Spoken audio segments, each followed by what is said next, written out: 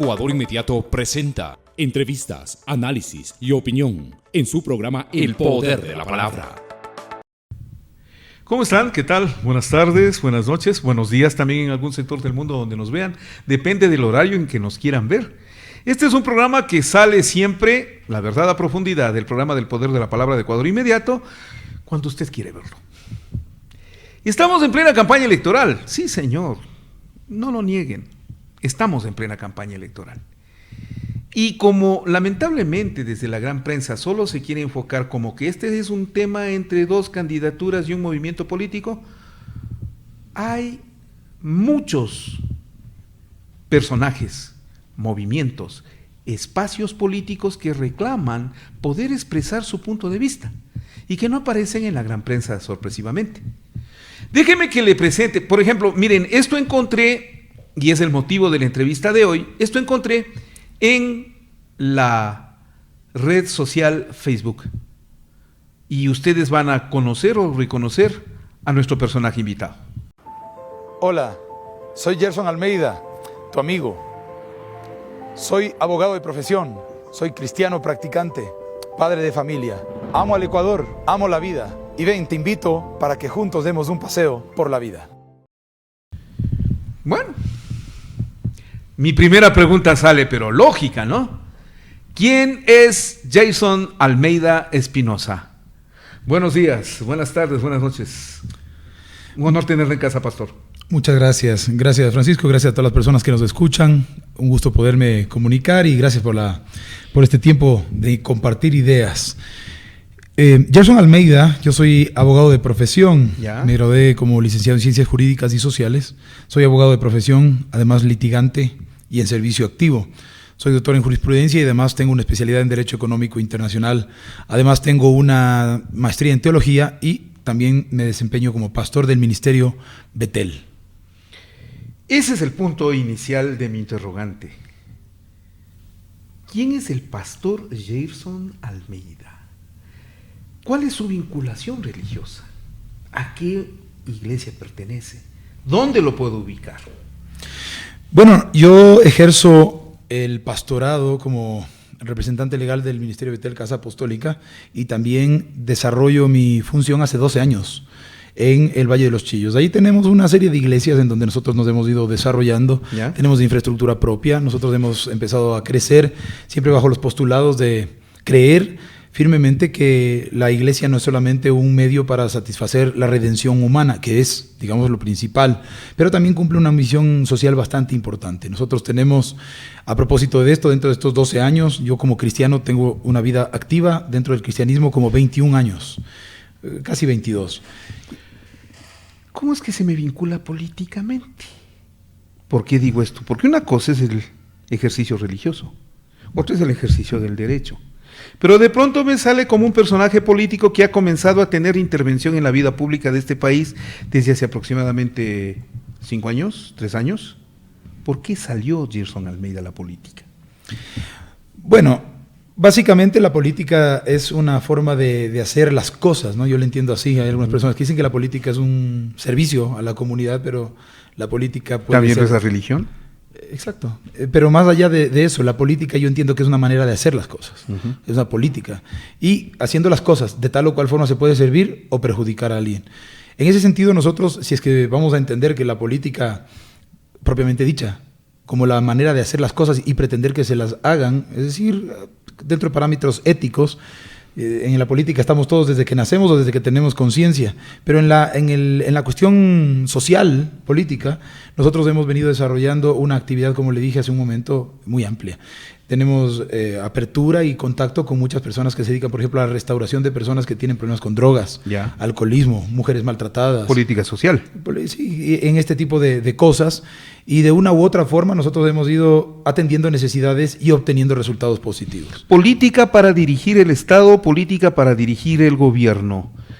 Su primera representación política en la cual usted aparece es en este proceso que el Ecuador vivió por el matrimonio igualitario y por el tema del aborto. Ahí usted, es la primera vez que me suena su nombre. ¿Por qué se metió en eso? ¿A qué se debió? Y esa fue o una posición política propia o una disposición de su iglesia, la Iglesia Cristiana Evangélica? Bueno, los cristianos tenemos una firme convicción acerca de lo que es nuestra manera de pensar y entender la vida, ¿no? El matrimonio igualitario, no nos olvidemos que viene a partir de una opinión consultiva, de la aplicación directa de una opinión consultiva de la Corte Interamericana de Derechos Humanos. Uh-huh. Vienen dos personas del mismo sexo, donde donde el juez del registro civil y el juez del registro civil, atendiendo la disposición constitucional que dice que el matrimonio es entre un hombre y una mujer, les niega el derecho. Luego esto sube no en apelación, sino por un recurso de amparo constitucional a un juez de primera instancia de lo civil. El juez de primera instancia vuelve a negar, dándole la razón en base a la disposición constitucional. Luego esto sube en apelación a la Corte Superior. La Corte Superior en ese momento, y ahí viene mi parte de la cosmovisión cristiana y la parte también de la cuestión legal. Entiendo perfectamente el tema como es. La Corte Provincial se abstiene de resolver esto cuando tenía que haber aplicado directamente la norma constitucional. Y como tuvo alguna duda de una opinión consultiva de la Corte Interamericana de los Derechos Humanos, lo que hace es mandar esto en consulta a la Corte Constitucional sin resolver el asunto de fondo. ¿Qué significa esto de aquí? Que cuando no resuelve el asunto de fondo, mandamos a la Corte Constitucional. Entonces, la Corte Constitucional, obviamente, hay los criterios que todos nosotros conocemos, y ellos empiezan a hacer la resolución. Hay un litigio importante. Varias personas cristianas y abogados cristianos ya empezaron a desarrollar esto de aquí en esta instancia del matrimonio igualitario. De una u otra forma, nosotros venimos a ser parte como iglesia cristiana porque se nos pide que juntemos firmas para hacer una petición. Y en efecto, una buena parte de la iglesia cristiana recolecta firmas.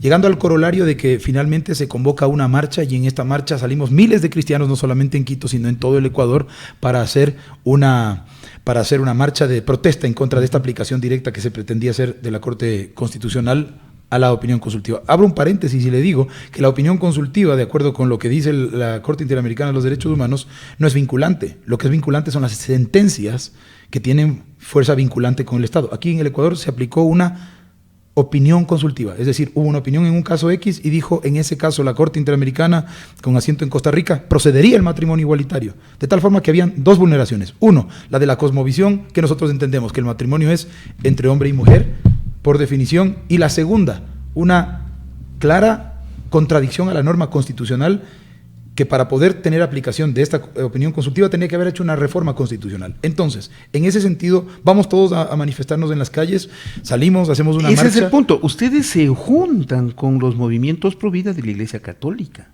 Todos los que tenemos la ética de la vida, la familia, en ese momento salimos a manifestar. ¿Superaron diferencias? Lo que pasa es que aquí, más que hablar de un acuerdo, estamos hablando de una conjunción de un propósito común. Note que yo, desde el punto de vista estrictamente estatal, me preocupa uno de los tres elementos del Estado: territorio, población y gobierno.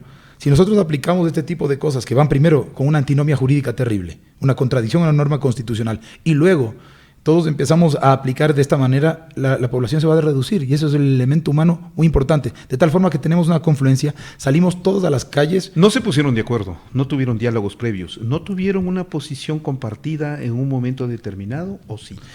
Salimos, nos organizamos obviamente para la marcha, pero más allá de eso no. Lo que hemos hecho es conversaciones, porque todos tendríamos que organizadamente salir a las calles, y eso es lo que exactamente hicimos. Y eso es lo que marca su presencia política. Tanto que después del resultado que se da, se aprueba el matrimonio igualitario a la larga, y la definición respecto a la forma como se concibe a la familia. Ahora ya no hay un tipo de familia, hay varios tipos de familia. De esos resultados que podrían ser una derrota política, ¿qué asimiló usted? ¿Qué logró usted? Bueno, ¿qué consiguió usted? Lo que no quisiera hablar tanto en primera persona, sino que entendimos que este barullo mediático que nosotros logramos hacer, porque la manifestación multitudinaria en las calles a nosotros nos dejó una buena experiencia, y es que cuando hay causas de vida y familia nos vamos a unir todos, y de manera unánime y alrededor de toda la patria. Esta marcha no solo la hicimos en Quito, sino también en Guayaquil se replicó en casi todas las provincias del país, y no solamente de cristianos, sino de una gran cantidad de hombres, inclusive no creyentes, que tienen la convicción acerca de ese diseño. Bien, lo que entendimos, y lo que entendí personalmente, es que más allá de hacer un barullo mediático hay que organizarse de tal forma que nosotros no hagamos intentos coyunturales, tangenciales, sino que hay que hablar estructuralmente acerca de temas como este, que realmente a nosotros, quienes manejamos esta cosmovisión, nos tocó tocarle un poco al apuro. Ahí surge la necesidad de hacer un movimiento. A partir de ahí surge la necesidad de hacer un movimiento. Luego viene lo que es el tema del aborto y luego viene también la discusión al Código Orgánico de la Salud en la Asamblea Nacional Constituyente, y son intentos individuales, pero cuando ya viene un intento estructurado, la cosa es diferente. Ahí surge, a mi entender, una cosmovisión de que este es un tema tratado como político, pero al mismo tiempo religioso. Lo que tengo es un conflicto político-religioso entre el matrimonio igualitario, el aborto y las definiciones en el Código de la Salud. Señor, ¿eso hizo su movimiento? El movimiento político, que es el movimiento que nosotros vamos a hacer, no tiene un nacimiento religioso, porque vuelvo a decir que la manifestación fue social. Ya. Salimos a la calle muchas personas, no solo la iglesia cristiana, salimos a las calles muchas personas, de tal forma que viene a ser la necesidad de canalizar peticiones sociales. Es decir, a partir de ahí. A raíz de eso, pero no tiene un génesis cristiano. No es una orden de las iglesias evangélicas el comenzar a tomar el espacio político. ¿Por qué le pregunto esto? Porque ese es el temor en estos momentos en América Latina. La religión directamente influenciando a la toma del gobierno, a la toma del poder, y especialmente los evangélicos, porque los católicos han resignado hace mucho tiempo atrás de esa posición, que sí la tuvieron en su momento, ¿no? ¿No está pasando eso ahora con los evangélicos? ¿Sabes que he escuchado mucho acerca de esto de aquí? Es algo así como una teoría de la conspiración en la cual parece que nos unimos todas las iglesias de Latinoamérica para unidos, algo así como el Foro de Sao Paulo, pero hacia acá. Pero el lado de los evangélicos. Como para que podamos establecer un movimiento de ultraderecha, que no es nuestro caso tampoco, ni tampoco es de izquierda. Ya vamos a definirlo. Sí. ¿De qué se trata? Pero no se trata de eso, sino que note usted que también hay una reacción a nivel latinoamericano ante políticas que se están sucediendo en todas las circunscripciones territoriales del continente. Más bien yo diría, ¿no será que esto es una reacción? Viene a ser una reacción a una vulneración desde nuestro punto de vista, desde nuestra cosmovisión, de lo que está establecido legalmente primero. Entonces, vuelvo a decir, la necesidad del movimiento es para poder hacer una lucha estructurada, académica, orgánica. Bien, pasemos entonces a la definición política. ¿Constituyen o llaman a constituir el movimiento, cómo se denomina? Promotores del cambio. Promotores del cambio. ¿Quieren participación legal en la política? ¿Quieren llegar a elecciones? ¿Por qué? Claro que sí. ¿A qué se debe su disputa por el poder? Vaya, promotores del cambio. Ahí está claro, ¿no? Promotores del cambio, ¿qué es lo que queremos cambiar? Primero, queremos cambiar la manera como se están haciendo las cosas. Mire usted, dése cuenta que la aplicación directa, una de las razones, la aplicación directa de la opinión consultiva de la Corte Interamericana de Derechos Humanos deja bastante en entredicho la manera como se están haciendo las cosas. Que si no se tiene una influencia desde el punto de vista legal, esto de aquí va a seguir pasando. Entonces, lo que queremos es primero cambiar, ¿qué cosa? Lo que no se está haciendo y que es un postulado para nosotros. El Estado de Derecho lo que hace es precautelar todos los procedimientos legales, y aquí se atentó contra el Estado de Derecho, no hubo un debido proceso, se hicieron una aplicación antojadiza de todas las normas. Entonces, PRO no quiere el poder por el poder. Lo que nosotros queremos hacer es tener una participación de tal forma que podamos estructurar la nación y se respeten todos estos puntos que le estoy hablando con respecto al debido proceso, y se respeten. Este es un derecho constitucional que desde nuestro punto de vista se ha vulnerado. No es de izquierda, no es de derecha.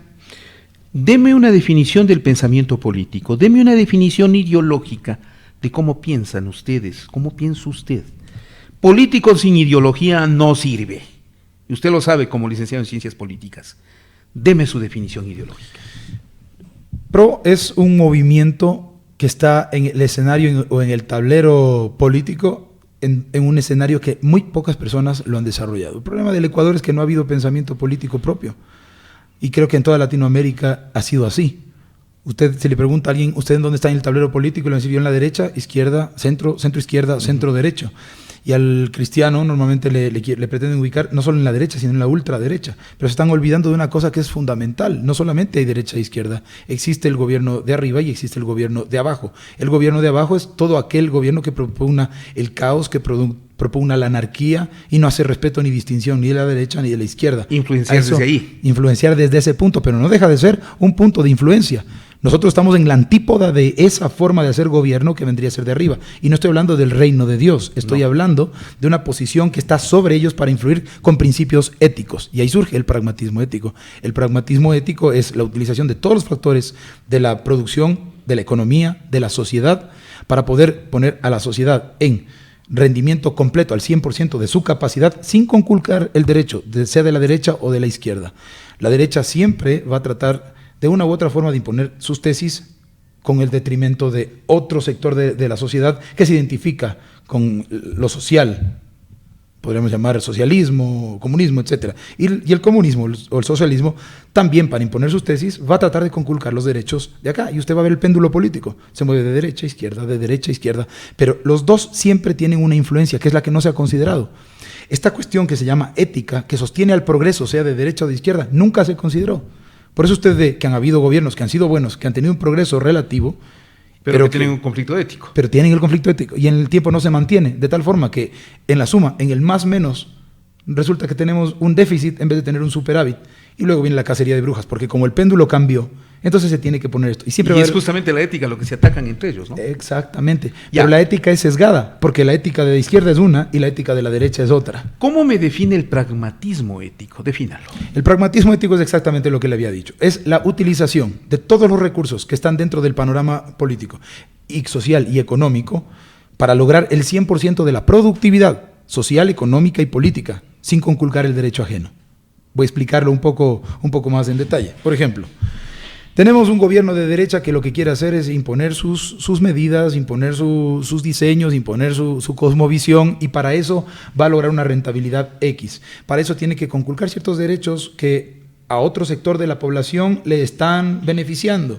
Por ejemplo, necesito tener mayor rentabilidad en mi productividad y voy a empezar a precarizar el trabajo. Un ejemplo. Entonces empiezo a introducir contratos que van a vulnerar eso. Y este sector del otro lado, de la antípoda, de la derecha, que es la izquierda, se va a ver perjudicado. Pongamos el otro caso. Llega una persona de pensamiento de izquierda y lo que quiere es aplicar su sistema de pensamiento político. Y lo que hace es, a la persona que tiene los medios de producción, le graba el capital, le graba el patrimonio, le pone mayores imposiciones tributarias, le hace una reforma por ahí para que su capital se vea medrado. Pero note usted que en ninguno de los dos se logró una productividad. Lo que se logró es un incremento, pero no hubo un incremento del patrimonio, de la liquidez dentro del sector nacional. Ya, ese es un discurso que me da la impresión de es una mezcla entre lo teológico, lo ideológico. Usted le pone el sistema pragmático, la praxis entonces, a la larga. ¿Qué me dan? ¿Qué voy a tener? ¿Un presidente? ¿O un pastor evangélico? ¿O un dirigente de masas? ¿O un conductor de la moral y la ética? ¿O un presidente de un estado laico que le toca gobernar como tal, sin esos elementos, pero con este tipo de ideología? ¿Qué resultado tengo?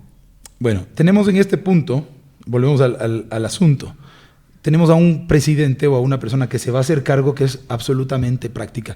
La praxis, más allá de la praxis que se conoce tradicionalmente, ¿no es cierto? ¿Qué es el pragmatismo? El pragmatismo filosóficamente, solamente el pragmatismo, tradicionalmente definido sería aquel movimiento filosófico que busca encontrar la verdad a partir de la utilidad. Es decir, que si es que esto es útil, es verdadero. Y si no me reporta utilidad, no es verdadero. Es una especie de juego filosófico. Sin embargo, aquí estamos hablando de un pragmatismo ético y ese es el elemento novísimo. Usted que a mí me están llamando ya de México, me están llamando de Argentina. Explíquenos un poco acerca del pragmatismo ético. ¿Qué es esto de aquí del pragmatismo ético? ¿Por qué la ética tiene que estar? Maquiavelo era ético. Pero Napoleón, al final de su librito, de Maquiavelo, del Príncipe, tenía una anotación que decía, eso lo dijo Napoleón, el fin justifica los medios. El pragmático, apartado de la ética, es aquel que utiliza los medios para justificar sus fines. ¿El pragmático con ética? Va hasta donde no conculque el derecho de la otra persona. Y ahí está la explicación que le estaba haciendo. Por ejemplo, a la persona que tiene los medios de producción, desde el pragmatismo ético, nosotros no le vamos a gravar el capital, sino que vamos a conversar con esa persona de tal forma que le vamos a decir, aquí hay una manera de que usted puede potencializar. No le vamos a gravar, por ejemplo, un impuesto con el objeto de que me reporte mayor capital tributariamente. ¿Por qué? Porque en el ejercicio fiscal general nosotros no tenemos un incremento a la liquidez del Estado. Lo que hacemos es cambiar nomás el capital de las manos privadas a las públicas. Lo que se pretende hacer con el pragmatismo ético es incrementar esa cantidad para que pueda haber superávit. Y lo mismo con el otro sector. Hay una madre que tiene un niño que se le está muriendo porque no le puede hacer una tomografía de $400. El Estado tiene que tener la capacidad tuitiva para hacerse cargo de eso de ahí. Y entonces lo que tiene que hacer es incrementar esta capacidad de la administración de los fondos públicos para poder llevar adelante la capacidad tuitiva y la capacidad también empresarial. En ese concepto del pragmatismo ético que usted me pregona, deme cuál es el rol del Estado y cuál es el rol del ciudadano frente a ello. El pragmatismo ético lo que hace es sacar lo mejor de cada uno, no lo peor, porque va usted a encontrar que hay algunas formas de gobierno que lo que hacen es sacar lo peor de cada persona. La manifestación que nosotros tuvimos en octubre es una clara muestra de que el país estaba descontento con algo que sucedió. Y sacó lo peor, sin duda. Y eso fue una cosmovisión. Sí, usted vio que ¿qué culpa tienen los radares que están vía Otavalo? No, pero sí hay algo de crítico en ese tiempo. Fue, por ejemplo, el racismo, la xenofobia, el odio por el otro, las diferencias agitadas a un grado extremo, el extremismo. Eso es lo peor que tiene el ciudadano y eso también salió. Por eso le digo, a ver, defíname. Porque no hay una ética que le ponga límite a eso de ahí. Estas dos condiciones yuxtapuestas del pensamiento político aquí y en todas partes, lo que hacen es generar solamente límites a la capacidad de interrelacionarnos. La ética a nosotros nos permite desarrollar, vuelvo a decir esto, sin conculcar su derecho. Usted es empresario y usted tiene la capacidad de hacerlo. No voy a tener un resentimiento interno porque usted sí lo puede hacer y yo no, sino que nos permite vivir en una sinergia en la cual cada uno va a reaccionar a sus propias capacidades. Por eso le digo que el pragmatismo ético lo que hace es sacar lo mejor y potencializar a otros hombres en lo que tiene. Ya. ¿Cuál es el marco ético? ¿Qué? ¿Los 10 mandamientos? ¿Qué? ¿La norma jurídica penal? Estoy hablando con un abogado. La norma social, el contrato social. ¿Cuál es el marco ético? Defínamelo. Profundamente convencidos nosotros de lo que practicamos, y en mi caso soy pastor, la ética es cristiana. Y por eso es que nosotros partimos acerca del respeto al prójimo. El que le tiene respeto al prójimo no le va a tratar de conculcar un derecho solamente porque está más atractivo que el mío. El robo, la corrupción, y etcétera, etcétera, son factores de distorsiones al desarrollo que si se aplicara la ética cristiana serían fabulosos. De ahí que no existe una antinomia entre la convicción cristiana y el ejercicio del poder. Lo que hacemos nosotros no es evangelizar al pueblo a través de este movimiento, porque para eso están las instancias definitivamente. Y las iglesias. Iglesias. Pero lo que nosotros sí vamos a hacer es establecer una ética, devolver valores, aplicarlos, pero ya desde otra esfera. Imponer un concepto cristiano religioso solo desde el modelo presidencialista que tenemos, o cambiaría ese modelo presidencialista, ¿cómo va a ser? No es una imposición. Aquí lo que tenemos que hacer es el ejercicio de. El momento en que nosotros empezamos a hacer es como el ejercicio del crecimiento de una plantita. Si la planta empieza a crecer, de suyo van a salir las hojas, la sombra, las flores y los frutos. Lo mismo esperamos nosotros. Vuelvo a decir que el espacio para poder evangelizar es otro, son las iglesias. El sistema presidencial que se tiene que dar es primero un sistema presidencial que tenga que ver con el conocimiento de la causa, que tenga que ver con una convicción. Y esta convicción tiene que ir desde el fuero interno del individuo, y para eso yo pienso que el hombre, mientras más convencido esté de algo, sin quererlo imponer a la fuerza. Por eso es la ética. La ética a mí me impone un límite, aunque usted no piense como yo, ni en el cristianismo, pero mi ética en el ejercicio del poder sí va a establecer ciertos límites. ¿Cómo piensa usted hacer, si es que llega a la presidencia, para gobernar en medio de un conflicto religioso? Porque en eso sí estamos divididos y fragmentados en el Ecuador. Históricamente a momentos hay recuentos de abusos sobre el tema. Si usted llega, y por eso le preguntaba si es un pastor evangélico al que lo tengo arriba en el poder, o un ciudadano que trata de aplicar su esquema de pragmatismo ético, ¿cómo piensa gobernar una sociedad tan fragmentada o dividida? Sabe que tradicionalmente a mí me ha llamado muchísimo la atención, no solamente que soy pastor y además abogado, sino que además he vivido fuera del país varias veces. A propósito, ¿En dónde ha estado? Yo nazco en Brasil.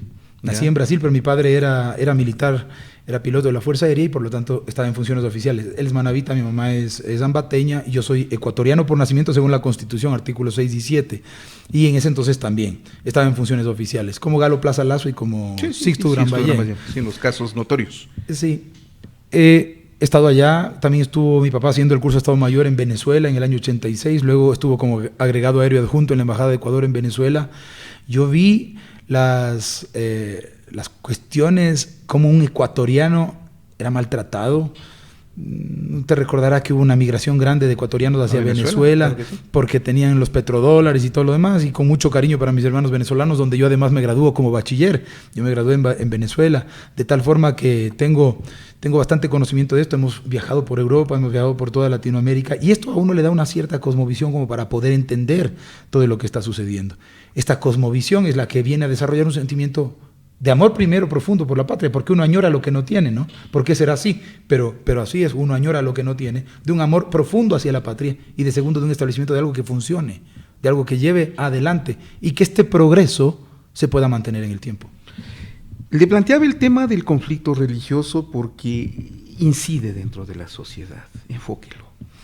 A ver, desde este punto de vista, nosotros hemos hecho un serio análisis acerca de lo que va a ser. No, nosotros no vamos a entrar para ser opositores de ninguna religión ni de ningún grupo de pensamiento. Ni imponer un esquema religioso. Vuelvo a decir que el lugar para evangelizar son las iglesias. Correcto. Desde ese punto de vista, el momento en que nosotros proponemos el nombre que es promotores del cambio, no es un cambio de lo laico a lo religioso. Vamos, por favor, eso sería inaudito, porque nosotros tenemos a los ecuatorianos, y tampoco lo queremos hacer así. Nosotros tenemos a todos los ecuatorianos que tienen múltiples maneras de pensar. Lo que sí vamos a hacer es tratar de establecer lo que se busca como gobernantes, la paz social, y la paz social tendrá que darse con un pensamiento ético, con un pensamiento crítico, con un pensamiento pragmático desde nuestro punto de vista. Esta yuxtaposición de criterios, sierra, costa, lo que yo vi, porque ni en el extranjero se nos olvida a los ecuatorianos que somos serranos y costeños. Uh-huh.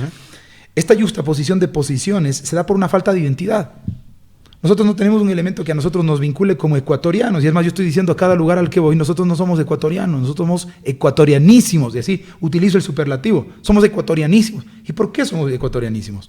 Porque tenemos un territorio que nos une, tenemos historia que nos une, tenemos elementos comunes que deberíamos explotar, y eso no se logra desde la iglesia, eso no se logra desde un colectivo social, eso se logra desde el Estado.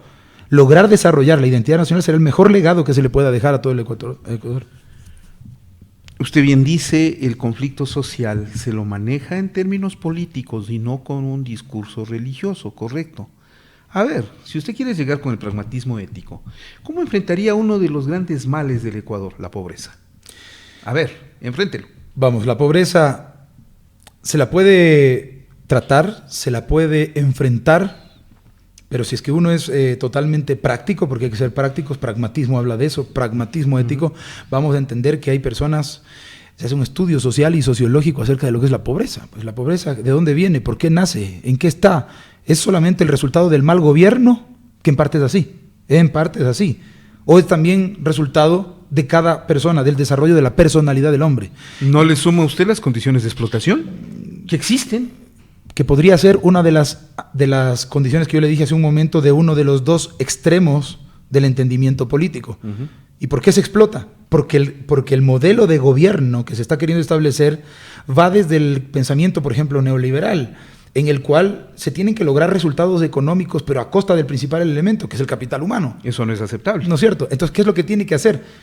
Vamos, si es que vamos a la teoría del péndulo político, otra vez nos vamos para acá, vamos a lograr lo contrario. Y ahí viene la falta de identidad, porque los unos se oponen a los otros, ya no por motivos raciales, ni por motivos regionales, sino por motivos económicos. Y todas esas cosas que son factores de distorsión de la integración nos van a hacer sumir al país y a toda Latinoamérica, por eso es que me están llamando otros países, y a toda Latinoamérica a entrar en una fase de, como bien nos llaman otros, subdesarrollo. ¿Y el subdesarrollo qué es?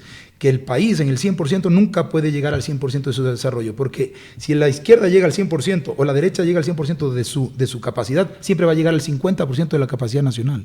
Y eso de ahí es lo que le pone en conflicto. La pobreza podría ser una exacerbación de la precarización de las condiciones de trabajo, o podría ser también una corrupción excesiva del gobierno de turno, o podrían ser miles de factores, cosas que hay que corregirlas. Primero la ética, que no tiene que ver con un principio cristiano, a pesar de que sí es nuestra cosmovisión, pero la ética tendría que ser aplicada por todos.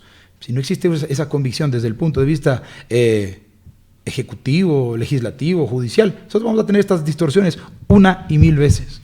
Formúleme un modelo de desarrollo. Si Solamente, usted es presidente, tendrá que tenerlo en sus manos. ¿Cuál es su propuesta? Solamente hacer una disgregación. He renunciado a esa palabra que usted acaba de decir. Yo he renunciado a la palabra modelo de desarrollo. ¿Ya? Dentro del pragmatismo ético estamos planteando un diseño de desarrollo. El modelo, usted se compra una chaqueta en De Prati, se va y resulta que nos venimos a la entrevista. Voy a cobrar la publicidad. Oh, perdón.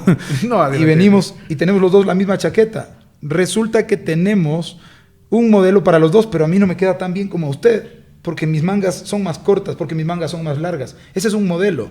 El modelo de desarrollo que nos plantea Keynes, el modelo de desarrollo que nos plantea Smith, el modelo de desarrollo que nos planteaba Lenin, Stalin y todos los demás, de acuerdo con su propia cosmovisión, eran propios para lugares en donde se podía hacer. Y por eso digo es que en el país falta el pensamiento político, falta el pensamiento económico. ¿Por qué no hacemos más bien un diseño de desarrollo?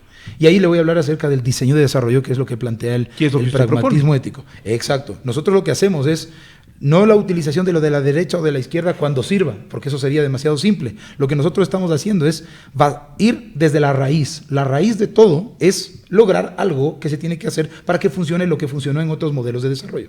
¿Por qué el modelo de desarrollo de derecha, por ejemplo, con su cabeza de naciones, que es Estados Unidos, funciona?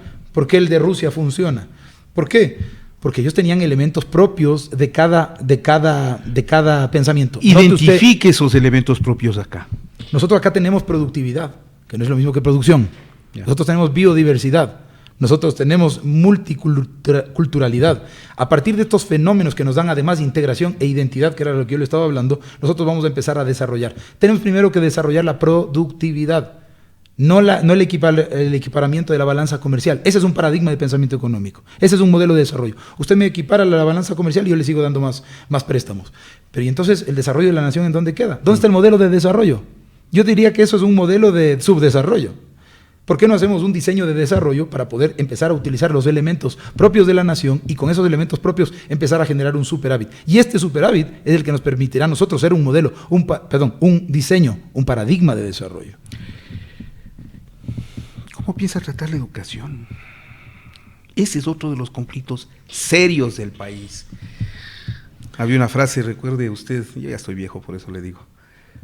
Hace algunos años, hace algunas campañas surgió: si tu candidato no habla de educación, cambia de candidato, no votes por él.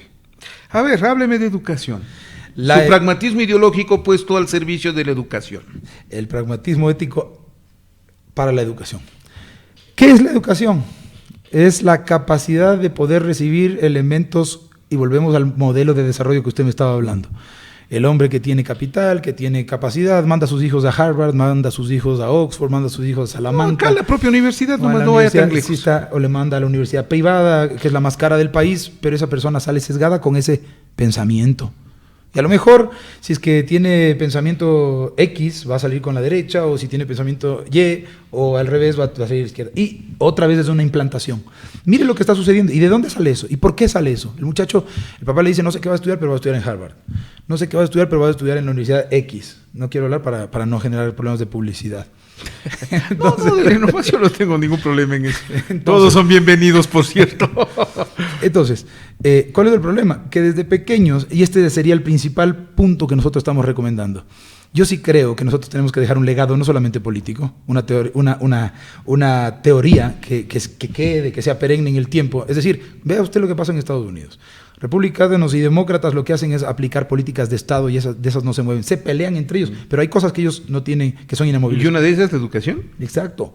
Una de ellas. Vamos a ver lo que le estoy diciendo en cuanto a valores, que ahora se quiso cambiar, pero yo le voy a hablar desde este punto de vista, para hablarle estructuralmente de la educación. Ese es uno de los puntos que se tiene que subrayar en el Ecuador. ¿Qué es lo que pasa con el Ecuador? Y en todas las naciones de Latinoamérica. Otra vez tengo que hablar de Latinoamérica porque es lo que pasa. Me eduqué en Venezuela, tanto en la primaria como en la secundaria, y sé que el problema es el mismo. Nosotros de aquí, el muchacho sale y luego se encuentra con un problema de ser bachiller. Y no pasa la prueba de ser bachiller y se le fregó el futuro porque resulta que no pasó la prueba. ¿Pero por qué no pasó la prueba? Porque resulta que el muchacho tenía unas excelentes condiciones para ser lo que sea, X, abogado, o tenía condiciones para ser médico, pero le están tomando un examen que tiene un perfil totalmente físico, o que tiene unos conocimientos específicos, y el hombre, aunque no es malo, no puede desarrollar, el muchacho no pueden desarrollar, y resulta que se les coartó. Entonces, para poder, esto que es un tema recurrente, para poder atacar eso, tenemos que irnos a las raíces. Otra vez el pragmatismo, quiero decirles, siempre ataca a la raíz. El pragmatismo no ataca a las ramas, aunque primero tiene que empezarse a podar. Después tenemos que ir acá para poder dejar el legado. Atacar la raíz sería, por ejemplo, ¿cómo enfrentaría usted educación primaria? Ya, exacto, ahí vamos. Educación en valores, familia. Y sobre todo, oiga, educación religiosa. Va a tener que respetar la educación religiosa. O fomentarla. O contraponerla frente al Estado laico. Enfrente al tema educativo. Esto es grave. Yo creo que uno de los graves problemas que nos deja en serio déficit educativo a nosotros es querer hacer muchachos que sean unos excelentes repetidores de conocimientos y no de gente que sepa lo que quiere en la vida a partir de una convicción. Y la convicción se va a tener que empezar a desarrollar a partir de una vocación. Esto es importante conocerlo. Le voy a hablar aquí sí desde el punto de vista legal. Una persona que tiene una vocación para hacer algo va a ser un excelente profesional que más adelante no le va a dar problemas de enjuiciamiento porque se tiene que robar el dinero, porque no tiene la capacidad de producir lo suficiente para ser colocado en un buen puesto. Y eso es un problema estructural. Y de ahí mismo surge la corrupción cuando este mismo escenario lo ponemos en la función pública. Los 3 primeros años de la educación básica, de la educación primaria, tendrían que ser para descubrir las verdaderas vocaciones de todos los muchachos.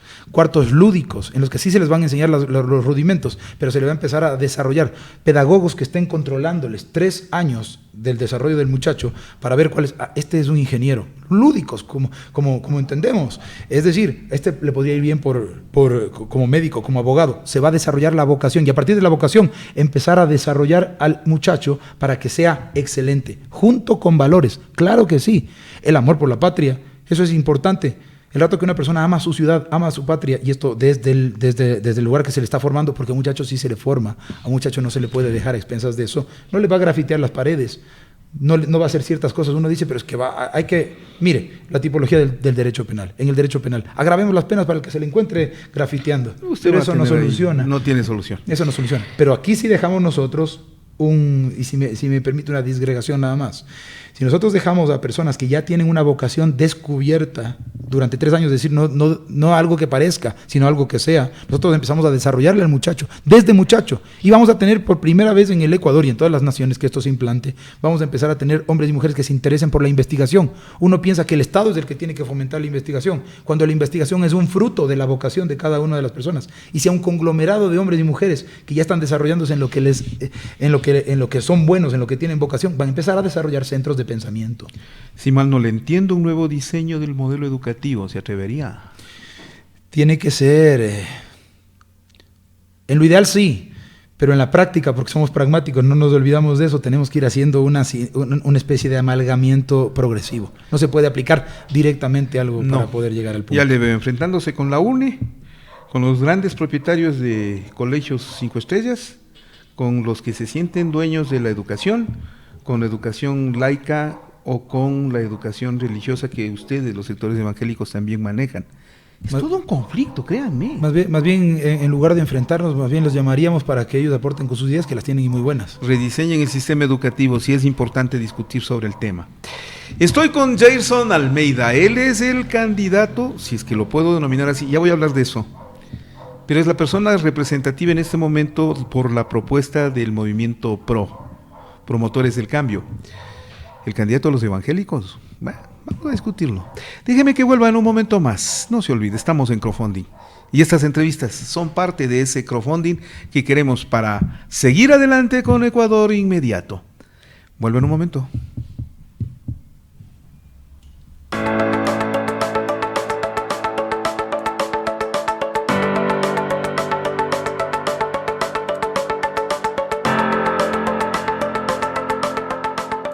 Ecuador Inmediato presenta entrevistas, análisis y opinión en su programa El Poder de la Palabra.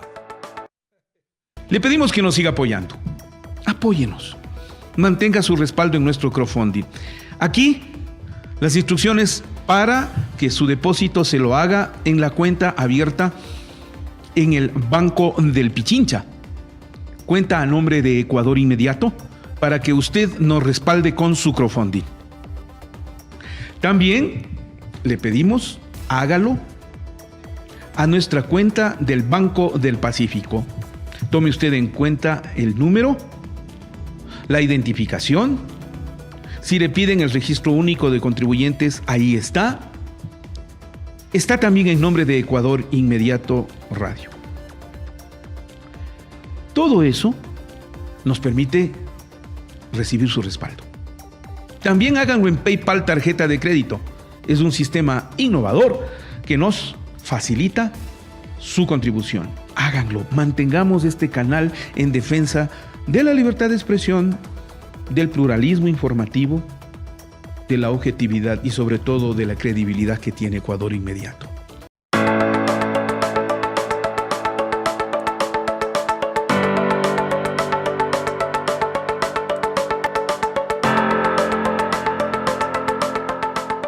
Ecuador Inmediato presenta entrevistas, análisis y opinión en su programa El Poder de la Palabra.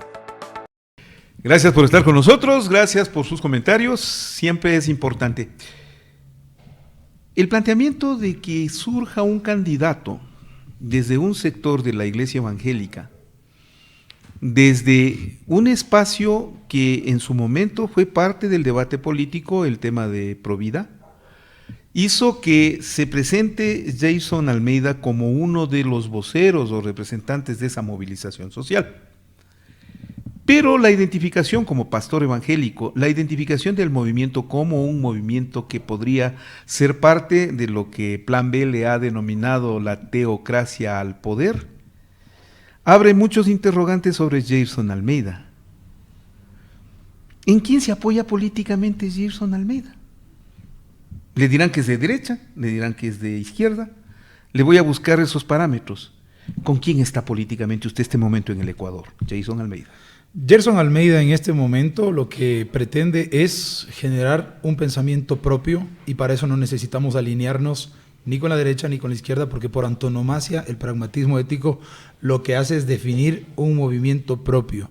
Y es por eso que estamos haciendo nosotros lo que estamos haciendo. Caso contrario, nosotros buscaríamos tal vez un paraguas para poder cobijarnos bajo ese paraguas. Es decir, ¿con ninguno? Con ninguno de los dos. ¿Se arriesgan a ir solos? ¿Quieren ir solos a la contienda electoral? Es que los movimientos no hacen el pueblo hace el movimiento. Entonces lo que tenemos que hacer es despertar el pensamiento crítico del pueblo para que el pueblo pueda decidir. ¿Por qué no le tengo con Nebot? ¿Por qué no le tengo con Lazo? ¿Por qué no le tengo con Isidro Romero? ¿Por qué no le tengo con la derecha? ¿Por qué no le tengo? ¿Por qué no quiere ir con ellos? Bueno, no es que no querramos, entendemos nosotros que tenemos algo que, como le dije hace un momento, es un diseño y el diseño tiene que ser eso, propio, puro, original y para eso se necesita prescindir de pensamientos que ya están implantados con tal vez su propia cosmovisión. Nosotros tenemos un pensamiento propio. ¿Qué les aleja de ese pensamiento, de ellos, de la derecha? No nos aleja, hay ciertas cuestiones ni de ellos ni de los otros. No nos aleja, porque el pragmatismo ético se sitúa arriba, y siendo el pragmatismo ético que se sitúa arriba, tiene que considerar también los factores de producción de la derecha y los factores de producción de la izquierda, las políticas, las ideologías que cada uno de ellos tenga, en la medida que éstas no contraríen el derecho ajeno, es decir, que no conculquen el derecho ajeno. Vuelvo a decir, lo que a nosotros nos anima es el pensamiento propio, el diseño de pensamiento. Pongo el otro lado. ¿No le veo con Rafael Correa o sí? Ya le van a acusar. Verá, en el Ecuador, en este último tiempo, acusarle de correísta a alguien es casi una figura de delito, lo cual es lamentable. Lo digo hasta por la persecución que nosotros sufrimos como medio. Le acusarán de correísta si es que no está con la derecha. O sea, como no va con la derecha, entonces es correísta. ¿Es correísta? ¿Se acercaría a la izquierda? ¿Se acercaría a Rafael Correa? ¿Cuál sería su propuesta? Bueno, vamos al punto nuevamente, no soy ni de derecha ni izquierda, el pragmatismo ético no busca asociarse ideológicamente con esos postulados con ninguno de los dos. Correcto. Trata de establecer eso lo tengo claro. Un pensamiento propio, pero tampoco estamos nosotros comulgando con las ideas del pensamiento de la persona que usted acaba de decir, de Rafael Correa. ¿Por qué? Porque él tiene su pensamiento y nosotros tenemos el nuestro. Entonces no buscamos nosotros un acercamiento. Claramente no soy correísta, no he tenido participación política en ese partido, no he tenido acercamiento político con ese partido y todo surge a partir del movimiento pragmático ético. ¿Ni se acercarían a Correa? Vuelvo a decir, nosotros en este punto tenemos que confluir en el momento del ejercicio gubernamental o en el momento de la cuestión que sea. Yo no hablo de eso, yo hablo de las elecciones. Yo hablo del momento político, yo hablo de salir a hacer campaña. A la larga, Revolución Ciudadana en este momento es la fuerza política más influyente. Yo sé que se va a controvertir esto, pero si revisan con seriedad las encuestas, y las voy a tomar muy en cuenta, En este momento el movimiento de mayor perspectiva política es el de Revolución Ciudadana, el correísmo, vamos. ¿Sería capaz de ponerles de lado? A ver, vamos nuevamente a tratar de ser consecuentes con el diseño. No queremos rechazar a nadie, pero tampoco queremos que se nos encasille con nadie. ¿Qué quiere decir? Que en el momento electoral propio, que es lo que vemos, nosotros en este momento estamos en pleno y franco proceso de crecimiento. Nosotros vemos los resultados de lo que está sucediendo. Hay mucha capacidad aglutinadora y se va dando, de tal forma que en este momento no es una necesidad para nosotros, y aún así la fuera, nosotros creo que tendríamos que respetar lo que usted dijo, una ideología. La ideología es práctica, tendríamos que conversar. Yo no sé cuál es el pensamiento de estas personas, Nebot, Isidro Romero o las otras personas con respecto al pragmatismo. No podría decirle yo sí o no si no conozco qué es lo que piensan ellos con respecto a mí. Ya, cuando me dice usted estoy creciendo políticamente y se siente en capacidad de ir solo, es porque usted o tiene datos, información que le dan esa confianza, o usted está extremadamente confiado en su grey evangélica. La grey evangélica en el Ecuador ha ido creciendo, eso es indudable. En este último tiempo, la presencia religiosa de la iglesia evangélica en distintas poblaciones del Ecuador es influyente. No diría que es altamente fuerte porque la iglesia católica todavía lo conserva, pero es notable el crecimiento de la iglesia evangélica, eso sí es cierto. ¿Usted está confiado en la grey evangélica? Por eso le digo, ¿es usted el candidato de la iglesia evangélica?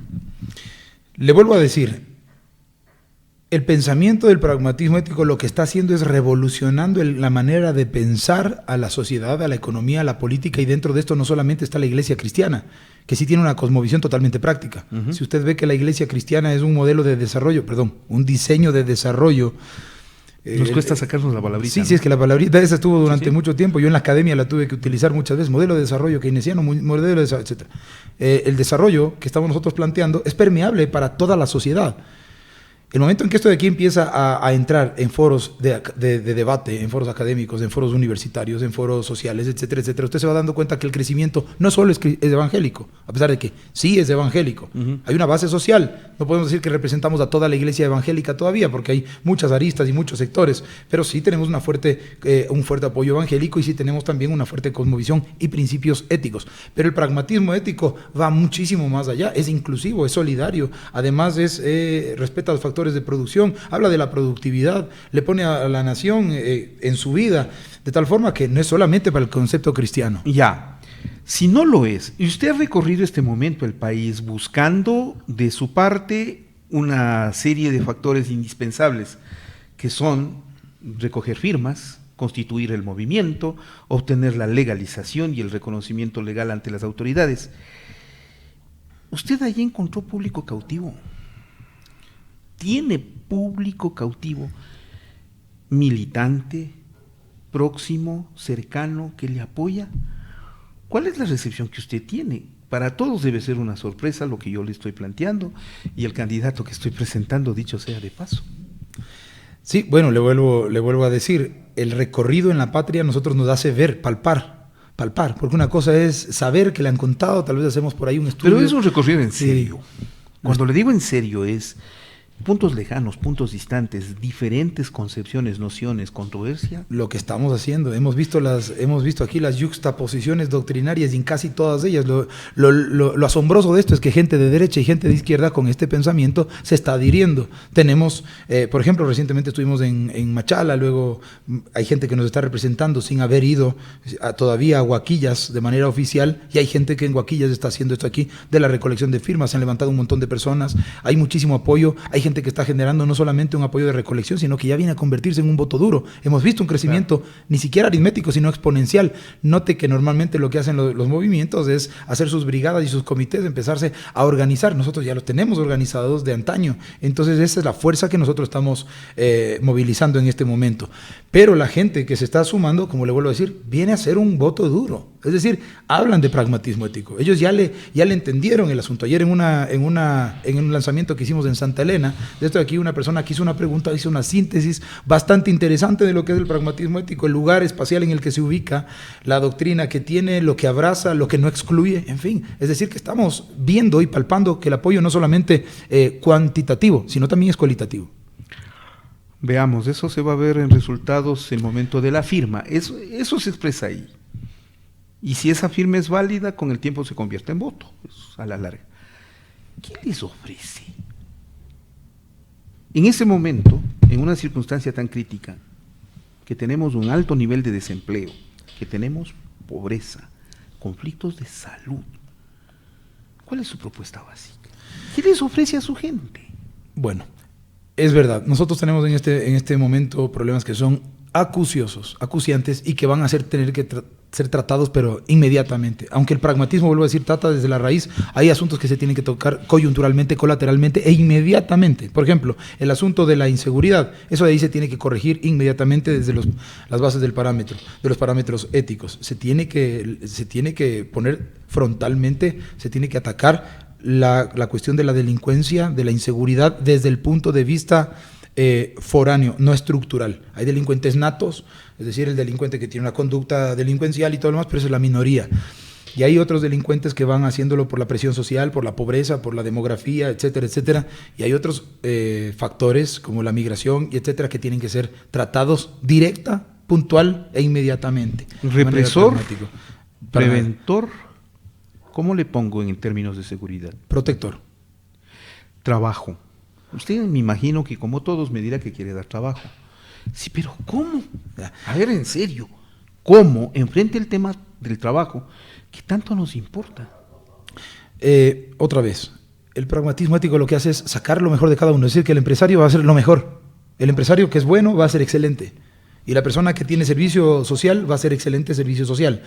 El trabajo no es una función que el Estado desde el punto de vista paternalista debería empezar a dar a todos. Ni los empresarios tampoco. Tampoco. Entonces, ¿qué es lo que nosotros no tenemos que hacer? No confíen que de buenos o de bondadosos le van a dar trabajo. No es así. Hay problemas estructurales que van desde la capacidad para optar por un crédito, gente que es brillante pero que no puede optar a un crédito. Correcto. Por lo menos su emprendimiento se queda ahí y lo que tiene que hacer es ir a buscar bajo las alas de un empresario un buen sueldo y se frustra porque no lo logra y en fin, todo lo demás. El trabajo, ya desde el punto de vista del pragmatismo ético, ahí sí nosotros vamos a tener que empezar a mover una fuerte masa. Mire, se puede hacer todo corrigiendo, ahí sí la base, se tiene que promover el capital. Bueno, no nos olvidemos que nosotros en este punto tenemos una masa que no aumenta, una masa líquida, y lo peor de todo es que no solo que no aumenta, sino que está saliendo cada vez más. Si nosotros no logramos aumentar esta masa y lo que estamos haciendo es metiendo dinero prestado para pagar otras deudas, que es lo que se está haciendo ahora, en realidad lo que estamos es generando un déficit constante y perpetuo. Lo que tenemos que hacer es aumentar, en lo que le dije al principio, no la producción, porque el Ecuador es productivo, es biodiverso, el Ecuador es riquísimo. Ahora me recorro la patria y lo confirmo una vez más. Lo que tenemos que hacer es productividad. ¿Qué es la productividad? No es la producción está ahí. La productividad es hacer que ese producto que acaba de salir logre la rentabilidad del 100% que tiene que producir para que la distorsión de los factores de producción no le dañen y por lo tanto hagan una economía débil con respecto a esto. Es uno de los postulados económicos del pragmatismo ético. Se tiene que buscar la productividad como el medio para lograr el superávit, el aumento de la liquidez dentro del sistema financiero y de esa manera se van a empezar a corregir cosas. Por ejemplo, en este momento una persona que tiene un acceso en una masa que tiene liquidez, usted va a ver que los créditos, para empezar, pueden ser más baratos. Pero si en un estado en donde los productos son caros, porque está esto de aquí, tenemos que empezar a tomar medidas para hacerlo. Y el trabajo se va a corregir. El trabajo. Entonces no es solamente cuestión de declarar, les voy a dar el trabajo para tales y tales personas, sino que tenemos que empezar a corregir la fuente de la producción del trabajo.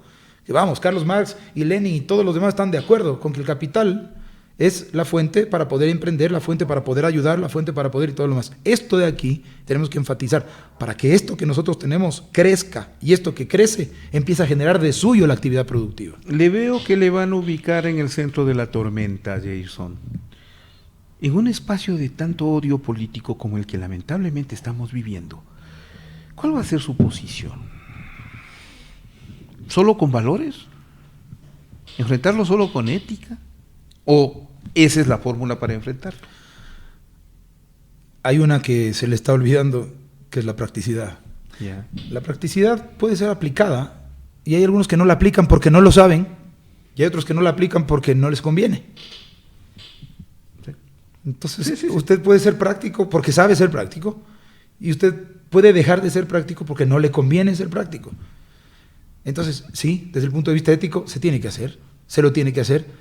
Se lo tiene que hacer desde el punto de vista económico, pero sobre todo se lo tiene que hacer desde el punto de vista pragmático, y ahí viene el pragmatismo ético.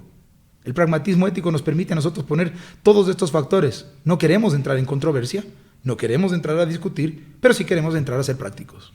¿Cómo va a enfrentar el tema de familia, aborto y matrimonio igualitario si ya perdieron en eso? Por ejemplo, si usted gana la presidencia, ¿usted llegaría y cambiaría, reformaría la Constitución, alteraría la sentencia sobre estos temas o no? A ver, solamente en uno de los tres que usted acaba de mencionar se obtuvo un revés y porque no se hizo la defensa a tiempo, adecuada, digamos. Sí hubo un esfuerzo de hacerla. Se logró establecer ese tema del matrimonio igualitario. Pero ya está. A propósito, ok. Pero en el tema del aborto nosotros fuimos, cabildeamos, hicimos lo que teníamos que hacer, hablamos con algunos sectores, con algunos políticos, y en este diálogo se logró que no pase estas reformas a las 5 causales adicionales a las que ya existen. Es decir, iban a haber 7 causales para esto de aquí. El matrimonio igualitario pasó, pero el aborto no ha pasado. No podemos nosotros decir que vamos a imponer una cosmovisión con respecto a temas puntuales, pero sí tenemos nosotros que establecer también que existen principios de derecho, del debido proceso que se tienen que mantener, y eso es fundamental dentro del pragmatismo ético para que la nación se desarrolle. Lo que la seguridad jurídica habla como un activo de todas las sociedades es necesario. En el Ecuador existe, por ejemplo, el derecho a la vida desde la concepción, que no es un concepto religioso ni cristiano, es un concepto legal, constitucional. Artículos 60, 61, 62 hablan de todas estas cosas. Derecho de la vida de la Constitución. Se tienen que precautelar los derechos constitucionales. Entiendo que esos conceptos, el tema del aborto, el tema de la familia, en un momento determinado les llevaron a conversar con Rafael Correa.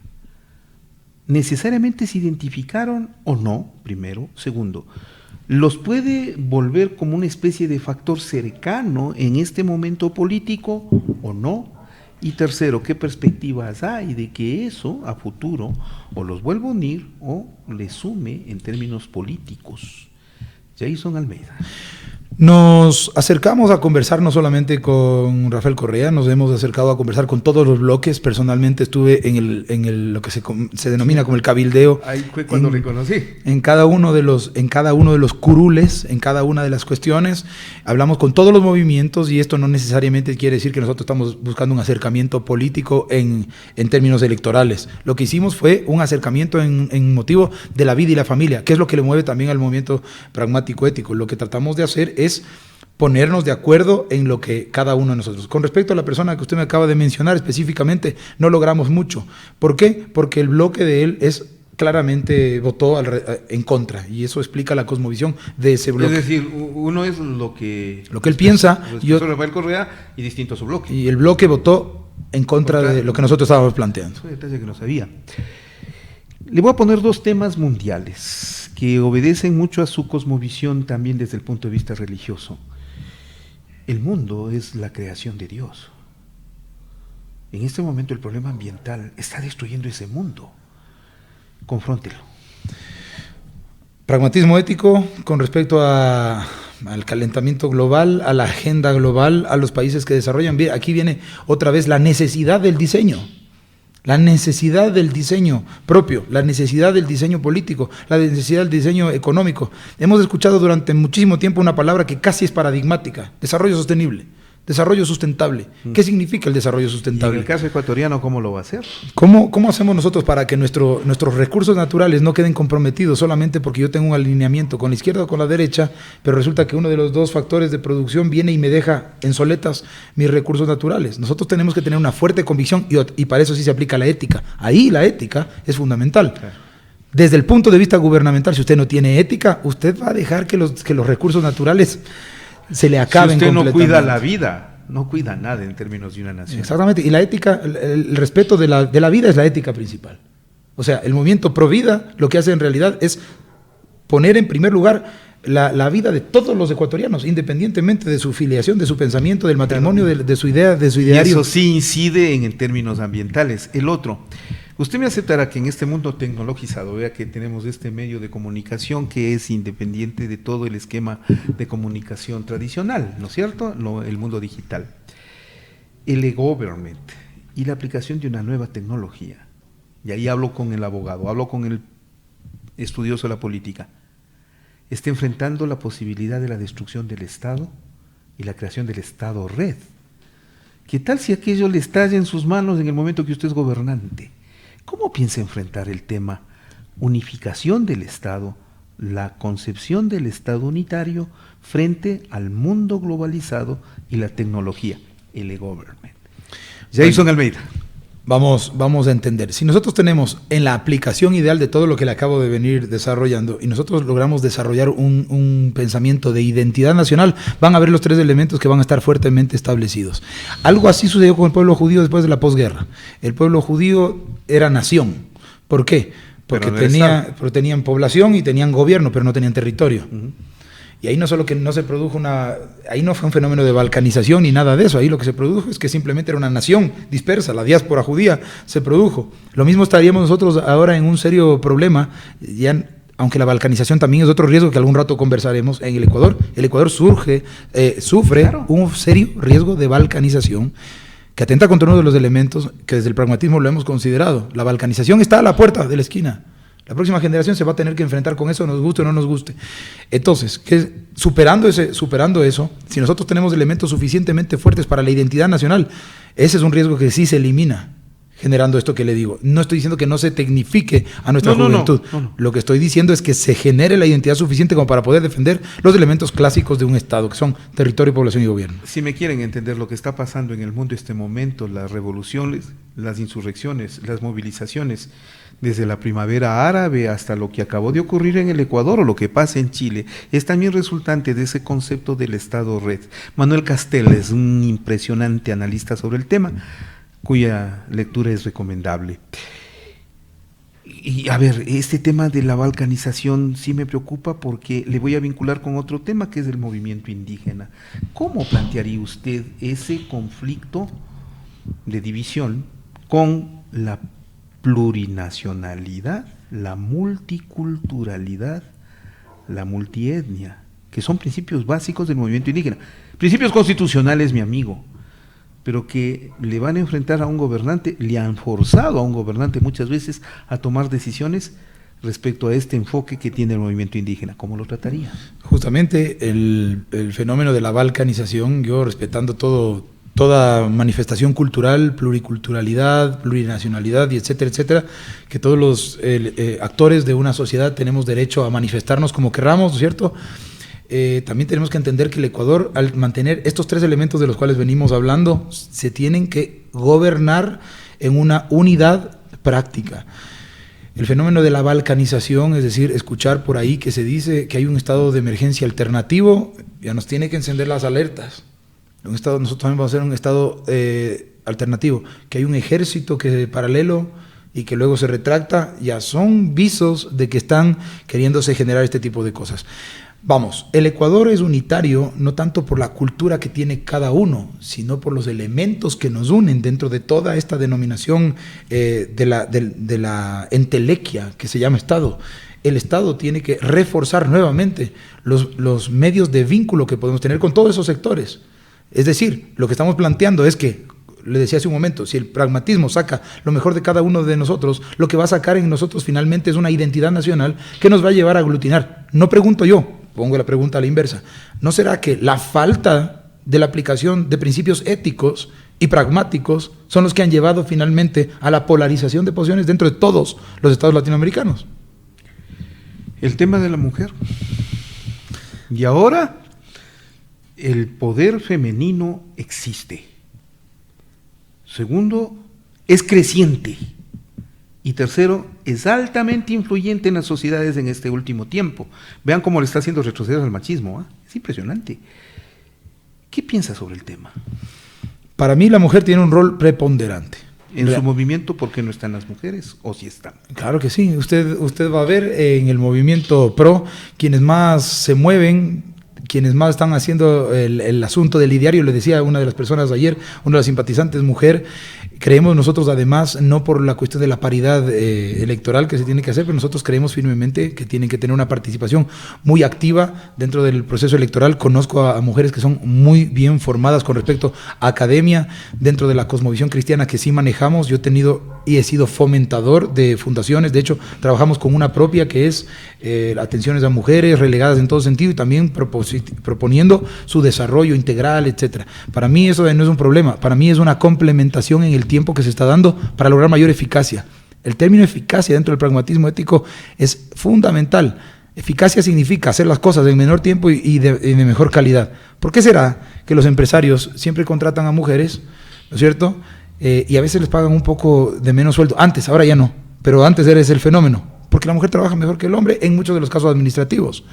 Entonces es bueno considerar las vocaciones, la capacidad de cada uno para potencializarlas. El pragmatismo ético lo que hace es potencializar la capacidad y en ellos entra, por supuesto, la mujer. ¿Sacrificaría usted su candidatura por el de una mujer? Tendríamos nosotros que hablar, ¿no es cierto? Se tiene que hacer primarias, se tiene que hacer investigaciones y se tiene que, claro, o sea, eso es muy prematuro. Ahora primero démosle forma al movimiento, ¿no? Claro, lo que le planteo esto es porque además dentro de la Iglesia Católica no hay esa aceptación a un grado de jerarquía a la mujer, mientras que la Iglesia Cristiana Evangélica sí, hay pastoras, ¿no? Lo que no hay es mujeres sacerdotisas, no las hay. Bueno, en el caso de las iglesias evangélicas sí hay pastoras. El sacerdocio se lo ejerce desde la vía pastoral, sí. Entonces, lo que usted me está diciendo, sí hay mujeres sacerdotistas, sí, claro. Sí las hay. Sí, existe. O sea, nosotros tenemos nosotros tenemos una sinergia de años, de décadas con mujeres en el servicio, no hay problema. ¿Cómo enfrentarían el tema de las minorías sexuales? ¿Con valores religiosos? ¿Con principios del pragmatismo ético? Enfréntelo. La minoría... Y no lo voy a definir como problema, cuidado, no, tema. Porque es un tema en discusión que la sociedad muchos años la tuvo relegada, escondida o reprimida. Ahora tiene que discutirlo. Tienen ustedes que discutirlo. Alguien me preguntaba, ¿qué es lo que van a hacer ustedes? ¿Salir con policías y toletes y hacer una represión terrible desde el punto de vista ideológico? ¿Los van a reprimir y todo lo demás? Vamos a entender lo siguiente. Ese es un tema desde el punto de vista estrictamente civil que nos cubre a todos. Una persona con ese pensamiento que es diverso al nuestro, obviamente tiene que ser tratada desde el punto civil por la ley. Aquí no se hace ninguna distinción porque es o no cristiano o porque es o no de esa minoría o de tal o cual minoría. Esto se trata desde el punto de vista estrictamente social y civil. Esa persona tiene tantos derechos como lo tiene un cristiano evangélico, como lo tiene una persona del sector indígena o como la tiene cualquier otra persona. ¿Verdad? Lo que nosotros nos desune completamente con ellos en cuanto a ese tipo de pensamiento va en el orden de entendimiento de nuestra formación, por ejemplo, con respecto a vida y familia, matrimonio, etcétera, y todas esas cosas que tienen que ser objeto de discusión en otros foros. Desde la vía ejecutiva no va a haber una persecución para nadie. Nosotros vamos a respetar los derechos, pero tampoco vamos a establecer, por ejemplo, como que yo le dijera, la Iglesia cristiana va a imponer su criterio de minoría, cuando la entelequia de la democracia nos demuestra que la voluntad de la mayoría es la que se establece. De tal forma que tampoco se puede imponer el criterio de una minoría cristiana, así como de ninguna otra. ¿Por qué le planteé el tema? Y vamos terminando, y realmente ha sido grato conversar con Jason Almeida, porque me quiero meter en política exterior. La teocracia, el concepto de la Iglesia evangélica tomándose el poder y el temor del próximo Jair Bolsonaro de América Latina, alguien que llega con el discurso de pastor evangélico, llega con una noción de imponer una moral, más que una ética, una moral, una noción moral y con una serie de concepciones controvertidas, muy controvertidas. Enfréntelo. ¿Y si le califican de esa manera, Jason? Bueno, la base afortunadamente hoy tenemos mucha capacidad para poder, y esta es una de ellas, para poder llegar a conocer el pensamiento de cada ponente, ¿verdad? Sería lamentable que se trate de establecer el pensamiento de que viene una reforma moral, algo así como un tiempo de oscurantismo religioso. Exacto. En el cual va a haber una política del big stick pero criolla, y entonces al que no piense igual le vamos a aplastar. De ninguna manera. El movimiento pro promotores del cambio lo que hace es establecer la mayor capacidad de aglutinamiento en los diversos pensamientos, siempre y cuando estos no conculquen el derecho ajeno. Acuérdese de este pensamiento. Siempre y cuando no conculque el derecho ajeno. El derecho tiene que ser respetado, sea que piensa o no piensa como yo. Eso de ahí es una base que como hombre de derecho también la tengo bien clara. El respeto al derecho ajeno. Y como cristiano mucho más. Esa es mi ética, ¿verdad? El derecho. Mi derecho termina cuando empieza el suyo. Entonces, en ese sentido, no se trata de una imposición religiosa, no se trata de una imposición moral. Lo que tratamos de hacer es establecer una paz social en base a criterios que nos permitan a todos generar una sinergia adecuada. Que no le comparen con Bolsonaro. No. Ese es un fenómeno de allá. Vuelvo a decir, por favor, no me comparen con nadie, porque este es un diseño. No es un modelo, es un diseño. Siempre se tiene la imagen, porque, a ver, vamos, en el Ecuador las nociones evangélicas, cristiano-evangélicas, las iglesias cristiano-evangélicas, se establecen como misiones provenientes frecuentemente desde los Estados Unidos. Y a partir de ahí, el modelo con el que se ha mantenido es el modelo de dependencia de la iglesia evangélica norteamericana. ¿Hay una dependencia de Estados Unidos en el planteamiento de ustedes, en el comportamiento de las iglesias, en la agrupación como tal? Si usted es presidente, le tocará manejar una política exterior frente a Estados Unidos. ¿Cuánto va a influir este tipo de pensamiento? Jason Almeida. Nuevamente, la iglesia cristiana tiene su base no en el pensamiento norteamericano. La iglesia cristiana tiene su movimiento, su pensamiento a base de la doctrina de Cristo Jesús. Ese es el pensamiento. Que Estados Unidos la asimiló, y los fundadores de Estados Unidos, inclusive usted ve el billete de $1, dicen God we trust, o sea, nosotros confiamos en Dios. Y tienen otros elementos que no podría decírsele que son elementos cabalísticos, etcétera, ¿no es cierto? Pero que de una u otra forma sí sesgan el pensamiento. Ahora, el pensamiento cristiano nos une a los cristianos no por estadounidenses o ecuatorianos, sino por cristianos. O sea, somos cristianos evangélicos aquí en Canadá, en México y en cualquier otro lugar.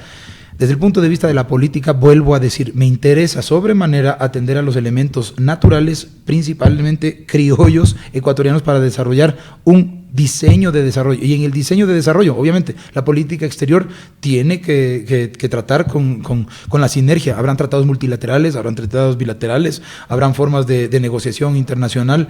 Dentro del pragmatismo ético, a propósito, adelanto un concepto, se van a reformular las maneras de hacer los tratados bilaterales, los multilaterales, porque trae su propio ingrediente, es decir, trae su propia manera de hacer un entendimiento. Desde este punto de vista, podremos relacionarnos con los estados que se alineen con respecto al pensamiento y a la cosmovisión del nuestro.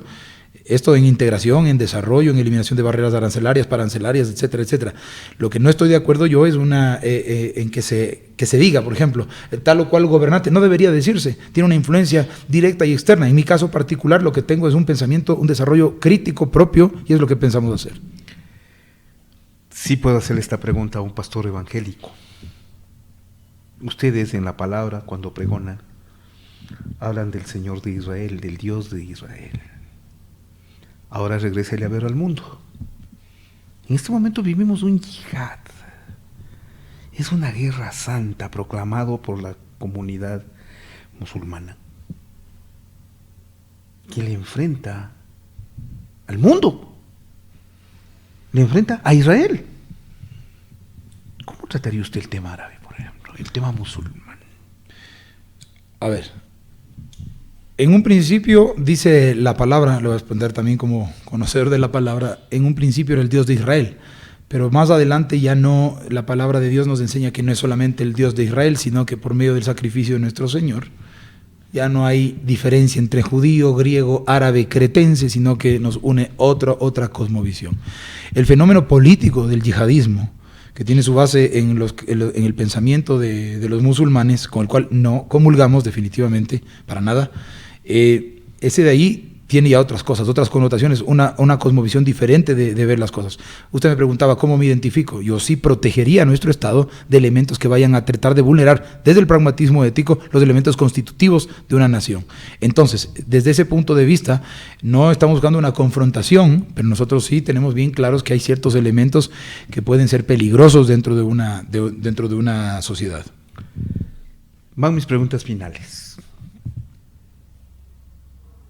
La primera es, con cierta lógica, preguntarle a un miembro de una agrupación religiosa que ha sido perseguida en el Ecuador. Lo fue. Luego fue marginada y luego tiene dificultades en ser aceptada. hasta que finalmente logra su consolidación y es aceptada y forma parte del Estado ecuatoriano y está en crecimiento y desarrollo. Es el candidato de la iglesia evangélica frente a una iglesia católica que no tiene candidato, o que los otros son candidatos católicos frente al candidato evangélico. Vean el dilema en el que está. Soy el candidato, si es que logramos aprobar el movimiento, soy el candidato de la vida. Y en la vida estamos aglutinados y no separados. Incluidos los católicos. La vida. Todas las personas que están de acuerdo en la marcha que salimos nosotros a incluidos los defender ateos. Las personas que tengan, vuelvo a decir, el movimiento PRO lo que hace es un movimiento inclusivo que se alinea a los principios éticos que nosotros propugnamos. Creo que todos estamos de acuerdo con que hay que defender la vida. La manera como se la tiene que defender es la que disentimos. Mi pregunta final, ¿le ve al Ecuador con posibilidades de aceptar a un candidato del pragmatismo ético, Gerson Almeida? Totalmente. ¿Le ve? ¿Es el momento? Totalmente, este es el momento. Para eso estamos aquí, estamos haciendo la lucha y estamos convencidos de que así va a ser. Gerson, un honor conversar con usted. Es grato. Es una nueva visión, es una nueva forma de pensar, es un punto de vista distinto en la política. Eso quiero. El debate también es esto. La política también es esto. Y la democracia es la expresión de todos en función del bien común. Señor, es grato, muy grato haber conversado con usted. Va a ser un honor siempre contar con su presencia a lo largo de la campaña, me imagino. Este espacio siempre está abierto. Un honor. Gracias, Francisco. Gerson. Gracias. Muchas gracias. Gracias a todos. Esto es Ecuador Inmediato Televisión. Esto es el poder de la palabra y las verdades a profundidad. Gracias por preferirnos. Buenos días, buenas tardes, buenas noches. Felicidades, Ecuador.